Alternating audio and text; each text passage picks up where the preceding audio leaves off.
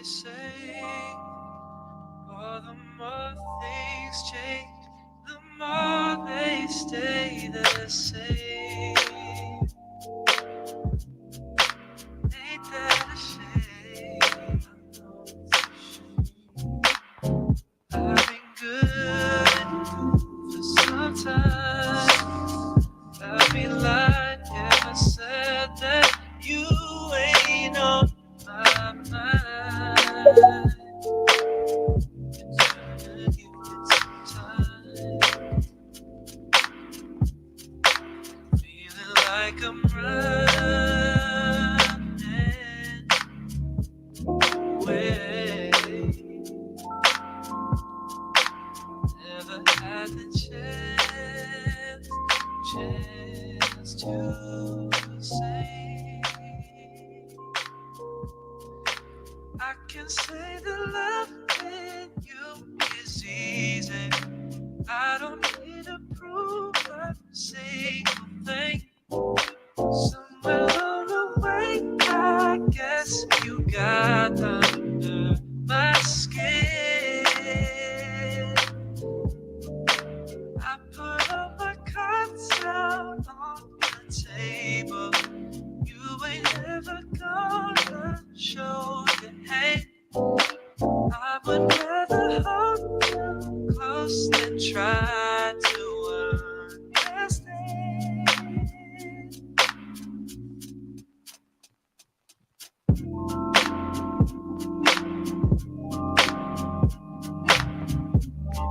You know I gotta trust you.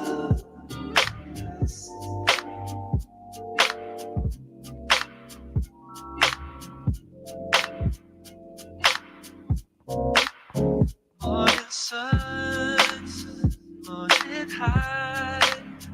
Oh, I think this haze is for now my best disguise. To think about why. What you say, starry eyed. How you love to smile and watch the clouds reside. Just gonna give it some time. Feeling like I'm running away. Never had the chance to say. GM. I didn't even have my mic. GM. Sorry, I'm a little out of sorts getting the hang of this deal here. But welcome. Thanks for everyone for tuning in. So this is the show to end all shows. No, I'm just kidding. But basically what I wanted to do with these kind of Wednesday morning shows is the idea is that, I always feel like when people come back from in real life events, things like that, they're always so excited, like, oh, I got to talk to so many people and, exchange, all these ideas and things like that. And I was just like, I really feel like we can be having these conversations, on Twitter Spaces, on YouTube Live. Shameless plug for my YouTube Live. It's on my profile. So if you want to check that out and see my ugly mug, you're welcome to head on over there and check that out. I'll be kind of watching that chat as well to field some questions. But I just felt like there is an opportunity to be having productive discussion on Spaces so we can drive the space forward through exchanging ideas, debate, discussion, whatever you may want to do. So this is definitely an open stage. So please feel free to request, come up to the stage. If you want to just hang out, tell me what you like in Web3 right now. Tell me what you don't like in Web3 right now. And let's talk about it. The general topic for today that I wanted to talk about was the future of NFTs. What is it? Like, in a world where JPEGs are on the blockchain. But seriously, that's something I kind of wanted to dive into is, I think we're all looking at this market and seeing the PFP model, if you will. I think there's some doubts there. or at least the market price is reflecting that. I think that it seems like the confidence isn't as strong in that model as it always has been. So where are we going from here? Right? What are we doing? And there's some really interesting stuff that I kind of wanted to bring up and talk about. If uh, you know, those of you all aren't familiar with this, there's a few things that are kind of up and coming and new in the space, right? One of the main things that I'm excited about, well, I should say two things I'm excited about and that I want to talk about are real world assets on chain. I see Bandit in the crowd there. In a weird way, I think you have some experience with this, not in the way that I would talk about this, but I think you might. And also the intersection of AI and blockchain, right? And what that means for our NFTs, for our silly JPEGs, right? So first is real world, real world. We got to come up with a better thing with that, or at least maybe it's just me. I'm like real world assets on chain, but real world assets on chain. We'll just call them RWAs because that's what everyone else is calling them. And essentially, what that means is that we have these real world assets, RWAs. That could be a Rolex watch. That could be your house. That could be your car. Could be anything that I guess is valuable to you or anybody. And can we mirror that asset on chain, right? Why would we do that? What happens when we do that, right? I think this is important, right? Is why would we do that? For example, so shameless plug, I'm an ambassador for Arcade XYZ, right? And they are a borrowing and lending protocol on Ethereum. And they've been having a lot of success recently with taking these RWAs and using DeFi mechanics with them, right? And so one of those things has been like these Patek Philippe's or Rolex watches people have been putting on chain using this service called 4K protocol, right? What 4K protocol does is you mail them the watch, they inspect it, they authenticate it, and then they make an NFT and they send you that NFT. So now that NFT is in your wallet. Anybody who possesses that NFT can go back to 4K and burn that NFT for exchange for the physical item, right? So that means the person who mailed it to them or whoever possesses the NFT, right? So where that gets really interesting is let's say I have this Rolex watch, right? Now, normally, if I wanted to free up, maybe I'm a collector, maybe I have a bunch of Rolex watches. I'm not wearing them all the time. And I want to free up some liquidity. So maybe I can go buy some more Rolex watches. Who knows? Whatever I want to do with it. What would I normally do? My options are pretty limited. One of those options would probably be going to the pawn shop, and I know some people don't mind that. Maybe some people don't want to do that, maybe for a variety of reasons, right? But now I can take that Rolex NFT, go to somewhere like Arcade, and then request to borrow against that. And then any permissionless borrower on chain can say, "Hey, yeah, I'll lend you, 10 ETH against your Rolex," and then I get that 10 ETH, right? And if I pay that back, if I pay the interest back with that, then I get the NFT back. I don't know who lent me the money. I don't know where it came from. It's permissionless, it's trustless, it's whatever. Like this is kind of a big deal, right? Now, why I think this is a big deal is because I know we always kind of joke about like silly internet money and there's, whatever, but these assets have value that's been proven out in the quote unquote real world. And I think it makes it easier for people to understand, right? They're like, I know what a Rolex is. This isn't a monkey JPEG. They're like, I get it, right? I get what this is. It has value. To me, I understand it. And I think that in a weird way can kind of bridge that mental gap to onboarding people into NFTs, right? And you can do this with all kinds of other assets, right? Now there's stuff that's a little more obscure, like Arcade has had some loans against FTX debt. So gets really weird. This is like some weird like financial insider stuff, right? Like people who are owed money by FTX tokenize that debt, and now people are borrowing and lending against that debt, which is like psychotic but awesome.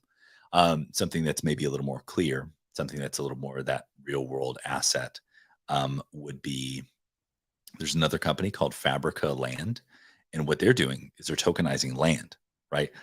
This is like Rolex is a little bit like, oh, this is luxury. Like Fabricas, they're doing land, just straight up dirt. And the reason for that is uh, it's land. You know what I mean? Like this is a finite resource. And they're putting it on chain so you can buy and sell, borrow and lend against land, which I think is just really, really interesting. I think that's another use case that we can see very clearly. We understand the value. It's land. You can stand on it. You can own it. One of the first properties that was borrowed or lent against is in Arizona, which is in my home state, which I just think is super cool. Um, Another company that I kind of want to highlight as well, and this is not like a company show. These are just cool like builders in the space who are working in this area. Another one is called Roofstock, and Roofstock does homes, right? So single family homes on chain. Um, I'll give you a kind of example why this is important. Let's say you have your house, right? Let's say your house, number go up on your house over 2020 to 2022. You've now got 2 times liquidity in your home. Maybe you want to do some renovations, right? What are your options?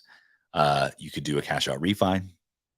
You could do a home equity line of credit, maybe to unlock some of that liquidity in your home.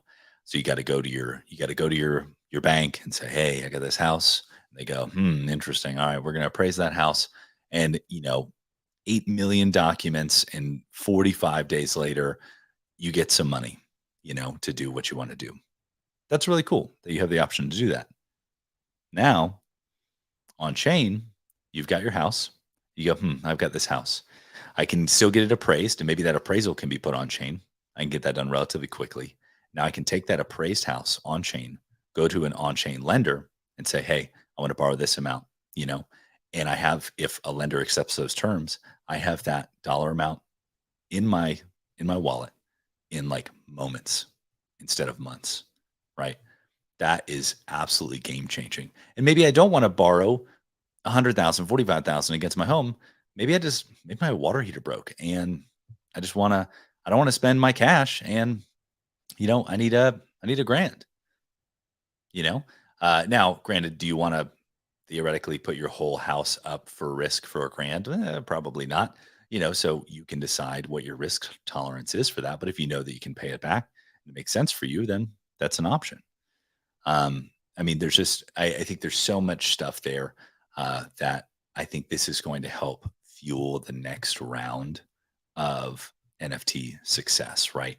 Because I think we just had such a and this is, I'm certainly no expert, but I do get the sense that we operate kind of in cycles, right? Swinging the pendulum from one end to the other. We were on this super, super speculative, side of the pendulum. Now we're kind of in the, I'm not gonna call the bottom, but we're swung to the kind of the bottom, and maybe we swing to the other end where people want things that are tangible, that are provable, that are knowable, and maybe they're more willing to put their money there, right? One last thing that I want to flag, I think is really interesting, right? And this is just interesting to me. So hopefully it's interesting to you. And I will take a second here to thank everybody who's like tuning in to me just rambling about real world assets on chain. If you want to request and come up to the stage and kind of just talk about this, I'd love to hear your thoughts. What you're thinking about the future of NFTs, what you're liking in the space, what you're not liking in the space. I'd love to hear it. But this is one of the last companies I want to flag, is actually Pawns from the Plague NFT. So Pawns from Plague NFT. I've been following this. I'm not a holder, but I've been following this. So he has this thing called utility when, right?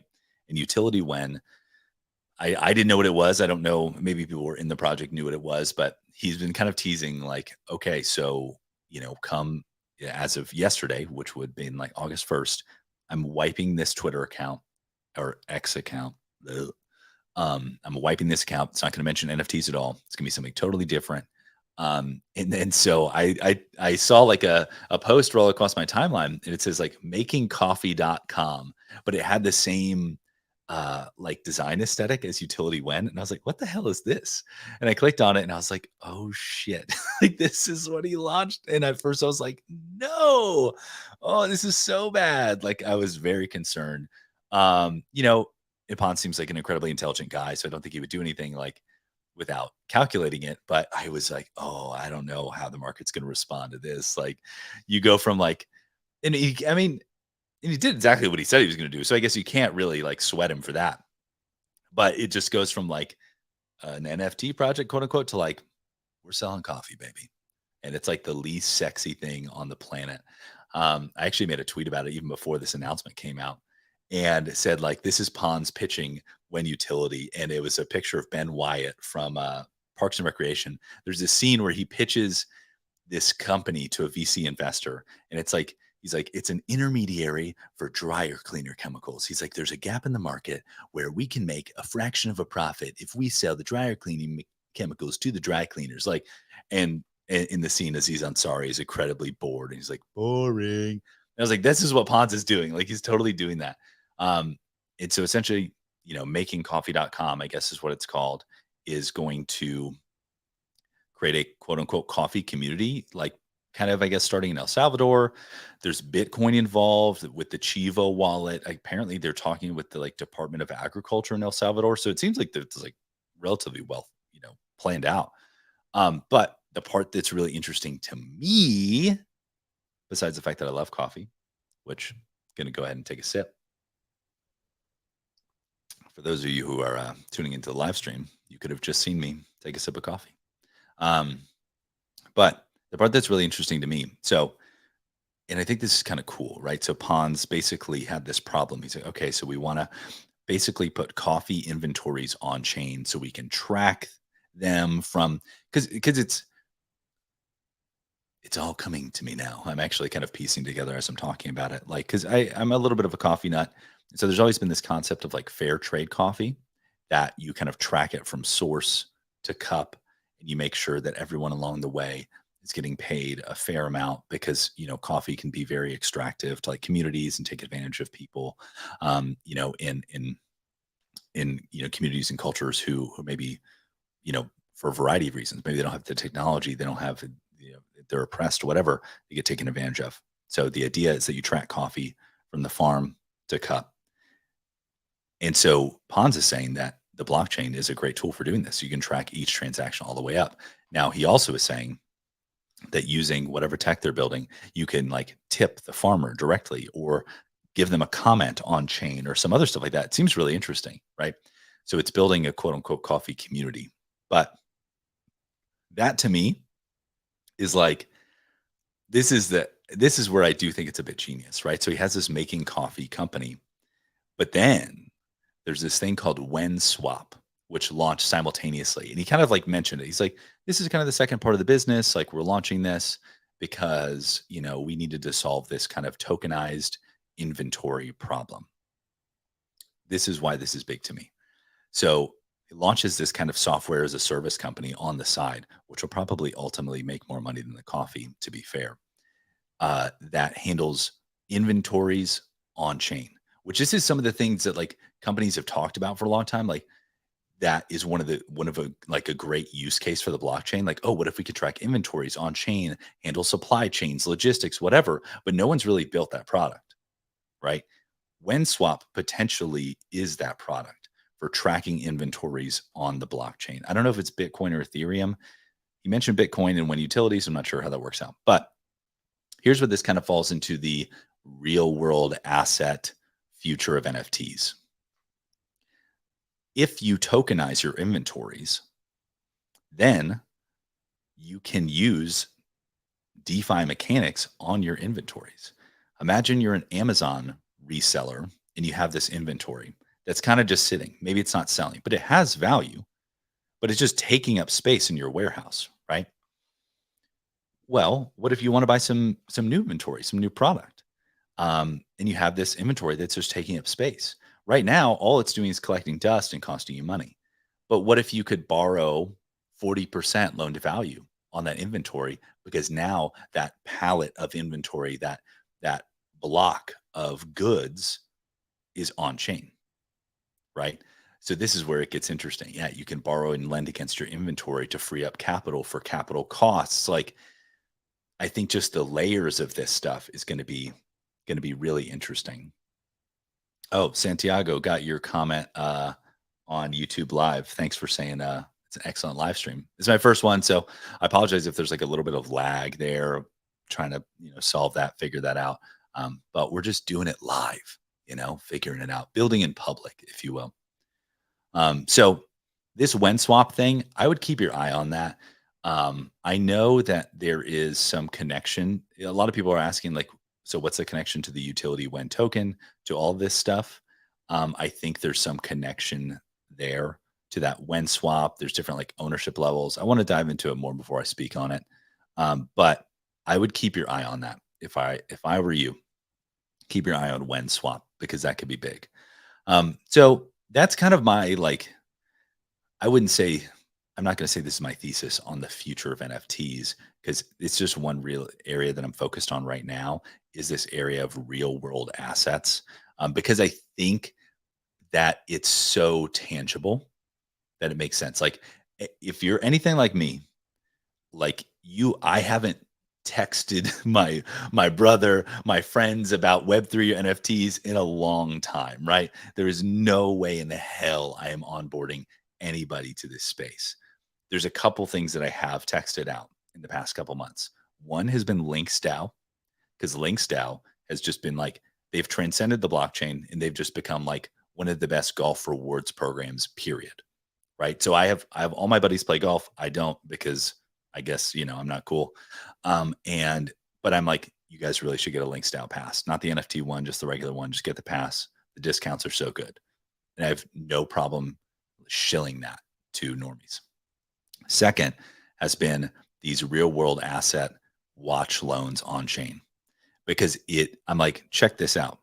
This is crypto.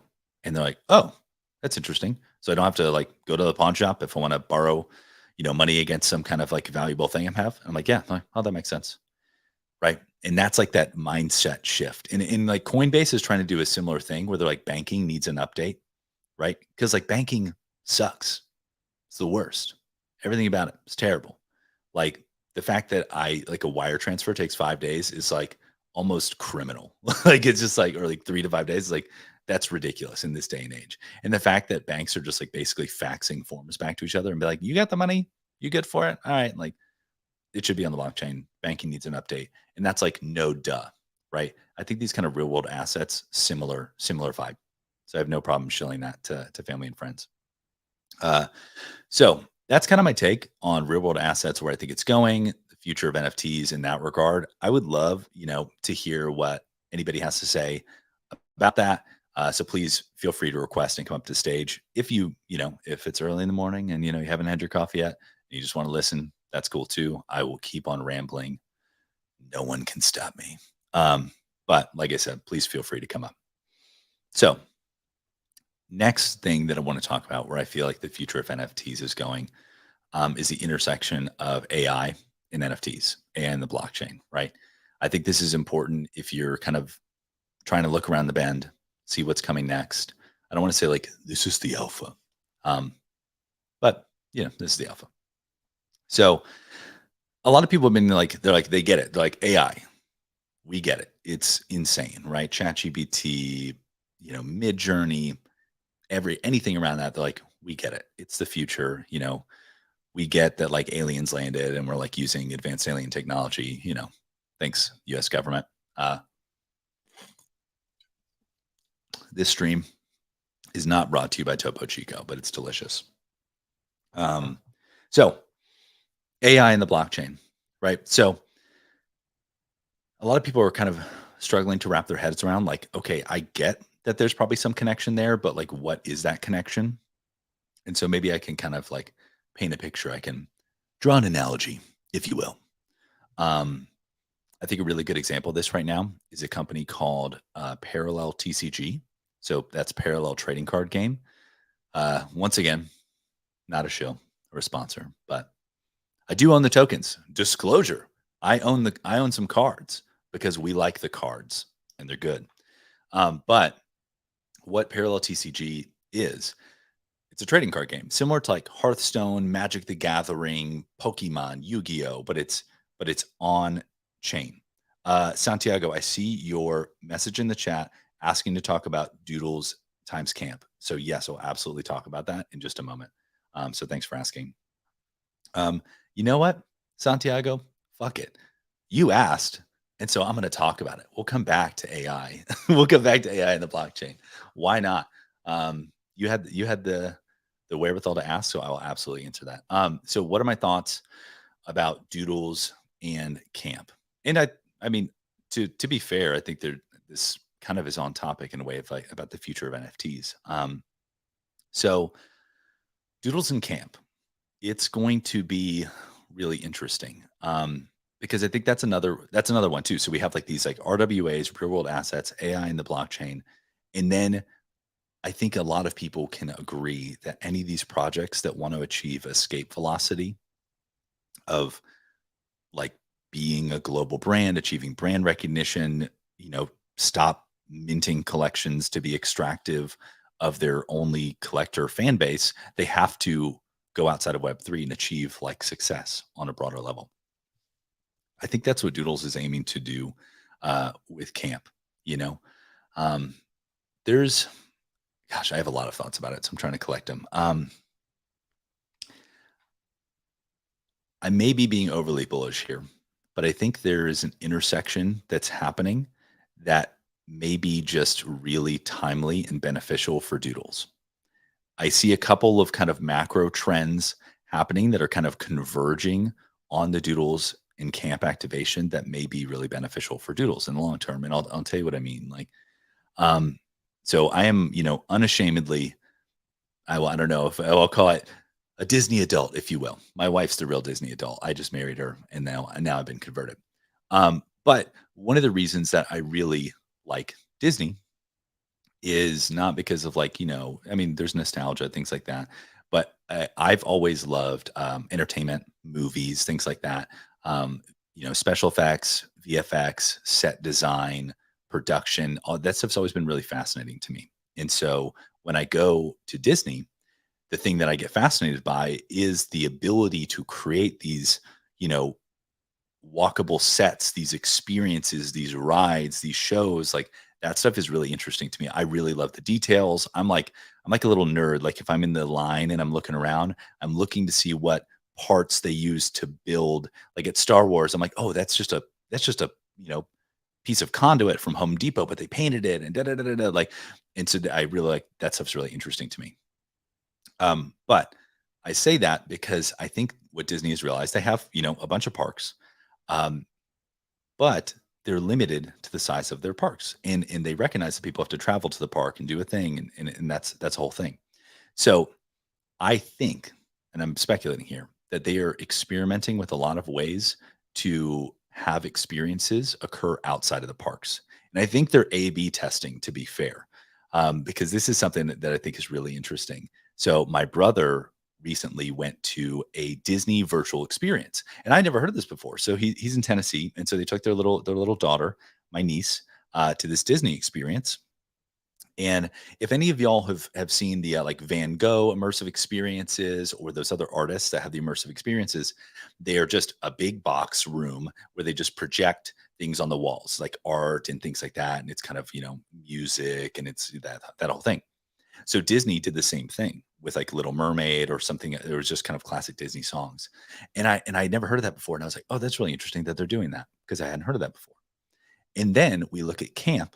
What camp is doing is they're doing, instead of like the virtual, even though what I just described is an in-person experience, it's virtual in the way that it's just projected walls, right? They don't have to build any sets, they don't have to do anything like that. It's just projected walls.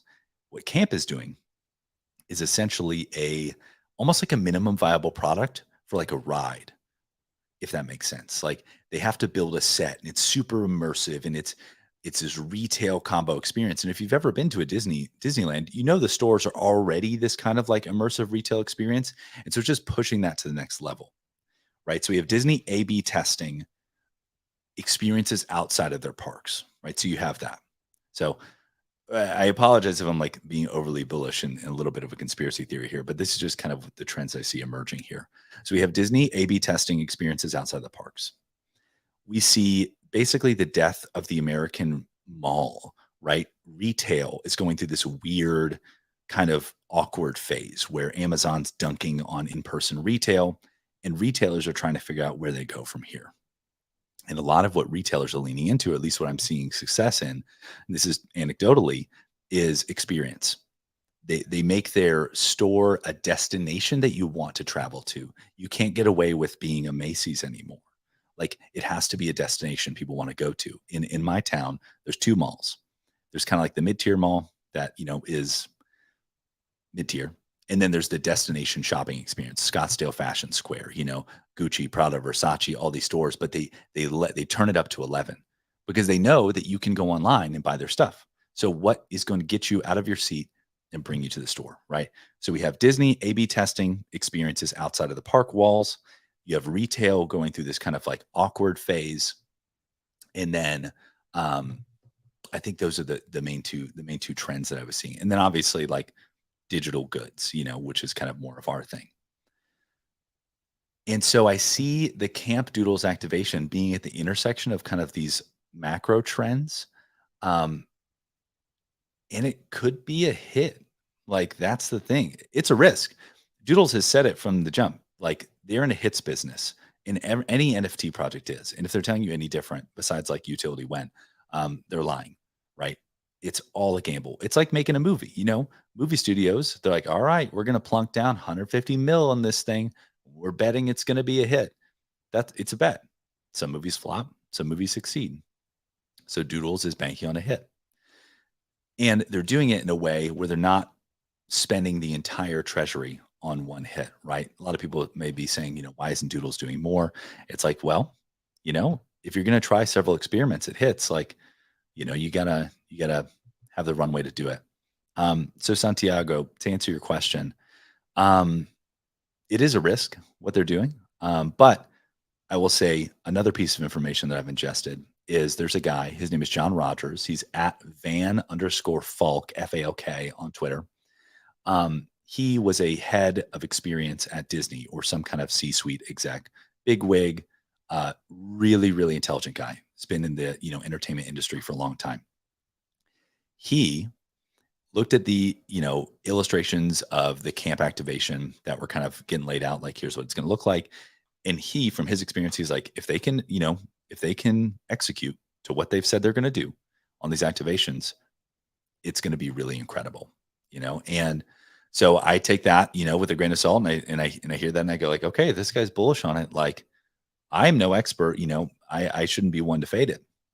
I should listen to that. So I don't know, like, I will say that, we're all in this together, but I haven't heard anyone say anything negative about the camp activation, if that makes sense. Like, I'm not going to call it unfunnable, but I just haven't heard anything negative about it. I've only heard positive things. I think leading up to it, there'll be some exciting stuff. So, and to answer your second question, I'm trying to go. So yeah, I'm absolutely trying to go. I would love to be there.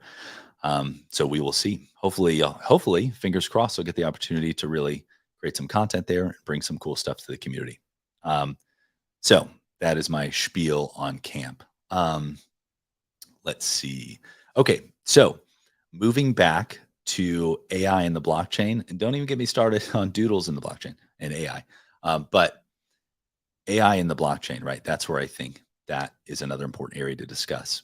And I was talking about, there's a project called Parallel Trading Card Game. And so Parallel Trading Card Game, plain and simple, it's an online trading card game. It's super cool. Go check it out. Their beta just opened, I think, 2 days ago.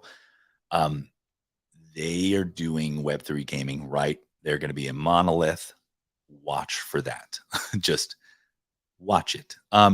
There's a free-to-play version. Once the beta is out, you might even be able to play the beta in free-to-play. So if you're like, I don't want to buy the NFT ticket or cards, whatever, there's a free-to-play version. I encourage you to check it out. But what they have been building simultaneously to their trading card game, this is where it gets like real saucy. These guys are builders, like to the maximum nth degree. So they have a PFP. The project's been around for 2 years. They just recently released a PFP.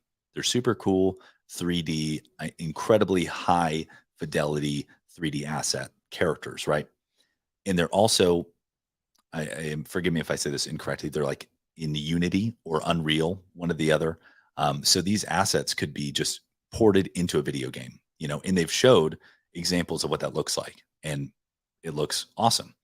So this is where you start to think about, oh, if this could be a gaming universe, right? You have the trading card game, then you have maybe a first-person shooter, then you have capture the flag. You have all kinds of stuff, and these assets, because they're on chain, they're interoperable, can be moved through different gaming experiences. Now, there's this other game they've created called The Colony, and this thing is wild. So The Colony is a AI game. So what that means is you have your parallel avatar, your character, and to start a round of the game, the object of the game is to be elected like mayor of the colony to win the election. So to start the game, you have your avatar, and then you using AI prompts that like has some kind of like drop down menus, like what would your character do in this situation? What would they say here? Da, da, da, da, a few little things, right? You select those things, and AI builds out a personality around your character. And then you start the game and it's off to the races. And now there is like 100 AI agents, and your character is also an AI agent running around in this civilization, this society, living their lives. The election's on the way. I mean, just, and it plays out this whole scenario. And hopefully your character, talks to enough people, makes enough trades, deals, things where they get elected mayor. I know that sounds like the short version of it. Um, Now, that may sound kind of silly. Like, why would you want to do that? Whatever. There's two reasons for this. So it's passive gaming. Let's say you are playing parallel trading card game on the side. Your character could be out playing this colony game, gaining XP, gaining other things on the side, which is just a different layer to gaming that's kind of like trippy. It's like, what? Like passive gaming, right? And we'll kind of explain why that's important. Uh, Now, how does this interact with the blockchain besides the fact that the avatars or characters are composable, right? Imagine, so within Parallel, there's an ERC20 token called Prime. That is their in-game currency. That token can be transported over to base using a base bridge, so there's no gas. Your character could theoretically, when they're cutting deals, when they're making trades in the colony game, can be using real currency. Let's say you gave it 10 Prime to go play with, right? And what if your character kills it and comes back? It's like, hey, I crafted some items, I sold some stuff, and now here's 50 Prime. Because all these AI agents have Prime to spend and to interact with. Now your character just made you, if Prime's a dollar or a token, whatever, $40 while you're playing another game, right? That's where it gets really interesting. Or they create digital goods, which other AI avatars buy in Prime. Or your AI avatar learns what you like and goes, like, hey, I thought you might like this, so I got this for you, right? That's kind of weird. Now, why this is important is this leads us to a place where I think this is a term, I definitely don't think I made it up. But this leads us to a place where we could experience something called a persistent metaverse. Think like Ready Player One.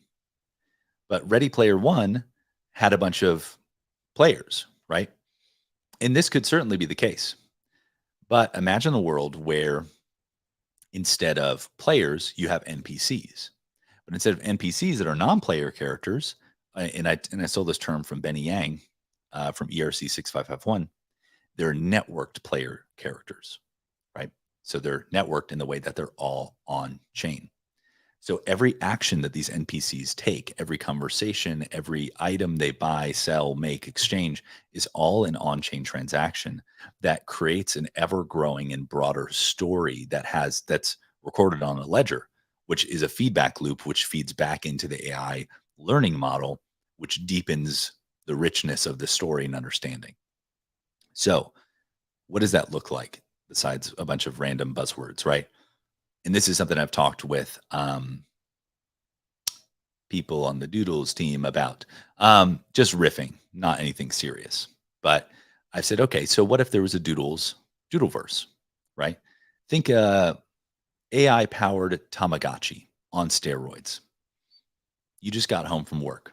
You hop on your computer and you log on to the Doodles persistent metaverse, Doodleverse, right? Your Doodle runs up to you and goes like, hey, whoever, like, oh, while you were gone, like I made this wearable. I sold this wearable. I built this house. I, retrofitted my spaceship. I did da while you were gone, you know? Oh, and I made you $100, just for the degens. Um, that could 100% happen, right? And so it's like this Tamagotchi that you don't have to feed every 4 hours that is powered by AI. Now, you could potentially take on that character. So like, "Oh, I'm home now. I'm gonna play." And now you jump into the avatar and now you're playing, right? But it takes gaming to the next level in the sense that, like, our actions have real consequences. Not like if you die in the game, you die, but on-chain consequences, potentially monetary consequences. And I mean consequences in the way that it's good and bad, right?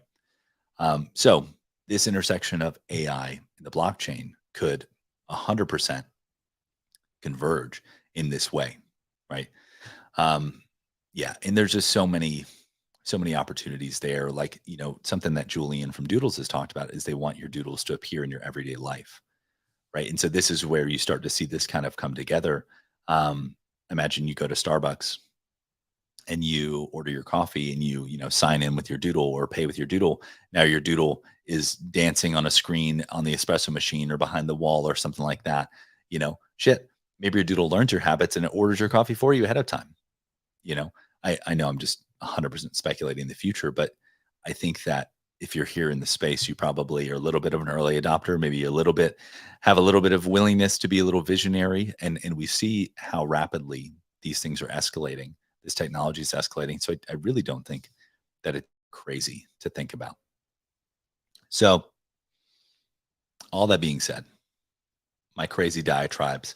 For those of you who are tuning in, basically, my little thesis that I just laid out was real world assets and AI plus blockchain, NFTs plus blockchain, crypto plus blockchain. I think those are going to be, at least in my purview. I'm sure there's people working on so many more things, right? But I do think that those are some two areas that are really strong, in the next round of NFTs. And because RWAs, real world assets, can be tied to things that are tangible, that we know, that are familiar to us, that will be. Oh, okay. So Iculus says, look into Bit Tensor if I haven't yet with AI and blockchain. I will absolutely do that. Thanks for flagging that. Um, RWAs are tangible. People can understand them. We can talk about them at Thanksgiving with our families without being like total crazy people, just a little crazy, but not total. And then AI plus blockchain. And what I think those examples, those tangible, real things. So I would keep your eye on all that stuff. So, like I said, I'll try to pop up here every Wednesday. I do just kind of want a place to kind of unload what I see, what I think. I would love to have discussion and debate about what you like in the space, what you don't like in the space. I want to hear what everyone has to say. But that being said, I think I've rambled on for quite long enough about all my thoughts recently. So honestly, for those of y'all who've tuned in at either the whole time or any time, like, very, very grateful that you chose to spend this portion of your morning, listening to my ass ramble on. So I very much appreciate you. And I will wind this thing down. I'll play some music. I try not to yell during these spaces because, that's like a kind of a unwritten rule, no yelling in this space. So we'll have some easy music take us out. And I hope you all have a really, really good day. All right. Take it easy.